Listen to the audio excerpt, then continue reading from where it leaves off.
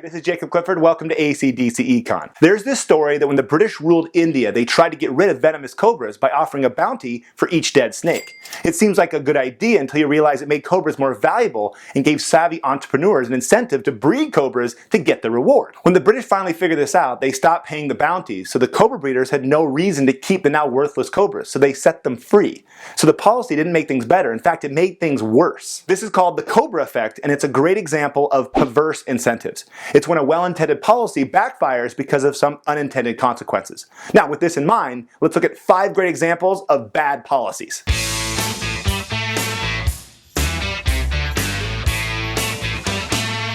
Number 1, the Endangered Species Act of 1973. Okay, I know what you're thinking. What does Clifford have against endangered species? Well, nothing. No one wants to kill off endangered species, but in some cases, that's exactly what this law did. Let's talk about the red-cocketed woodpecker. It's a small bird that lives in the American Southeast that, for a variety of reasons, saw its population drop to 1% of its original size. To preserve the bird's habitat, the Endangered Species Act established a restriction on private landowners. Properties that were found to have woodpeckers were not allowed to be developed or to have their resources like timber harvested. The result was an economic incentive to kill and bury the birds before the government could identify them. It was a policy the landowners called shoot, shovel, and shut up. Number 2, the Nixon price controls. In the early 1970s, the US government was struggling to deal with high inflation.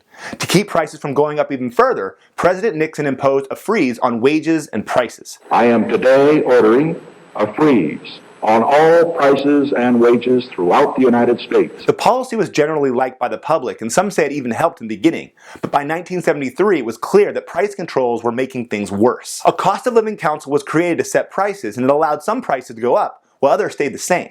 For example, the price of chicken feed could go up, but the price of chickens could not. The result was that producers had less incentive to produce stuff, and in many cases found it unprofitable to bring goods to the market.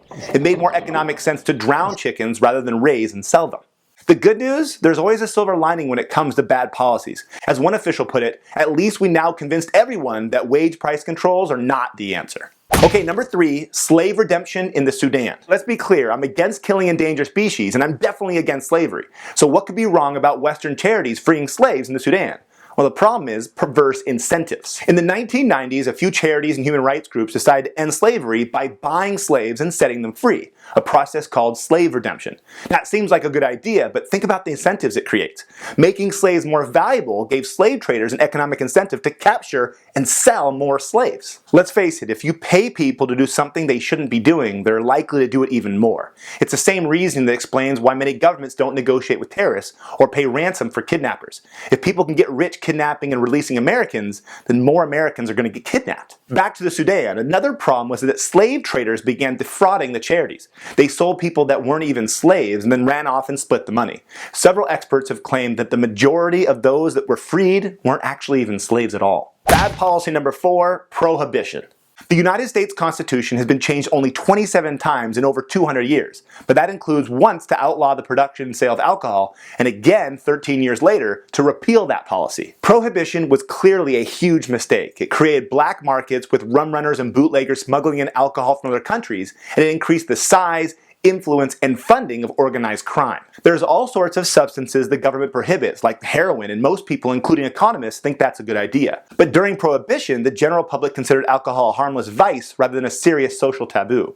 Even though it was illegal, people still wanted it, so the policy didn't keep people from drinking, it just sent the entire market underground. The notorious gangster Al Capone said, "All I do is supply a public demand. Somebody has to throw some liquor on that thirst. Why not me?" Okay, number 5, and probably the worst policy of all time, China's Great Leap Forward. The world has seen plenty of bad leaders, but from an economic perspective, Mao Zedong was probably the worst.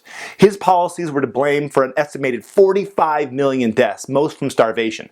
That's more than double the number of military deaths in World War II. From 1958 to 1961, Communist China implemented a policy designed to transform their agricultural economy into a modern industrial economy. Workers were diverted away from farming to produce steel and work on large government projects. Private food production was banned, and farming communes used unproven Soviet agricultural techniques, including planting crops close together and excessively deep plowing. Drought and poor weather decreased yields even further, and the result was the worst famine in history.